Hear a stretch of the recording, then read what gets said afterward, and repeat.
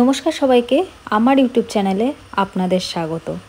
আজ আমি আপনাদের দেখাবো পাবদা মাছের ঝালের রেসিপি কিভাবে করতে হয়। তো চলো দেখে নিই।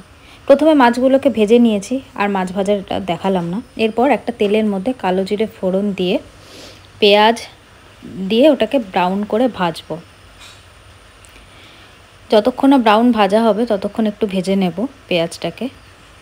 পেঁয়াজগুলো ভাজা হয়ে গেলে একটা পেস্ট তৈরি করা হয়েছে, যেটার মধ্যে রয়েছে সর্ষে, পেঁয়াজ, রসুন, আদা এবং জিরে, কাঁচা লঙ্কা, এগুলো সব দিয়ে একটা পেস্ট বানানো আছে, যেটার মধ্যে এখন কাশ্মীরি লঙ্কার গুঁড়ো মিশিয়ে এবং ওর মধ্যে একটু গরম জল মিশিয়ে এই পেস্টটাকে রেডি করে এই যে পেঁয়াজ ভাজা যেটা হচ্ছে কড়াইয়ে, তার মধ্যে এটা ঢেলে দেওয়া হবে।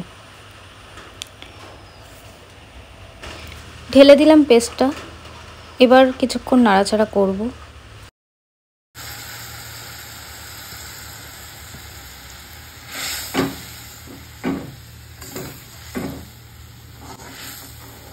এটা এরকম ফুটবে বেশ কিছুক্ষণ।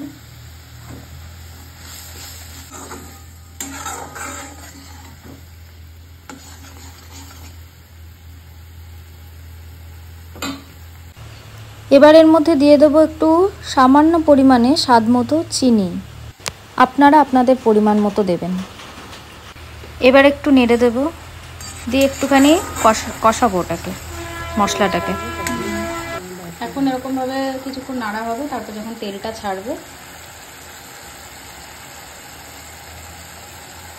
আচ্ছা এরকম নাড়াচাড়া করতে হবে বারবার।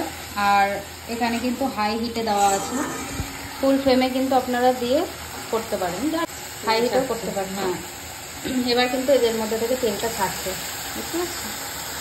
এরকম তেলটা কেমন ছাড়ছে।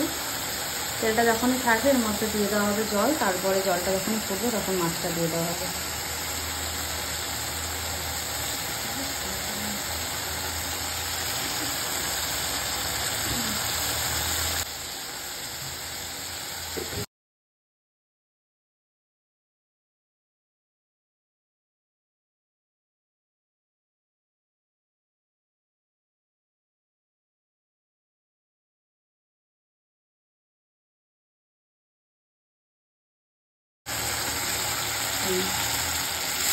জল মেশানো হচ্ছে, এর মধ্যে কিন্তু দিয়ে দেওয়া হবে।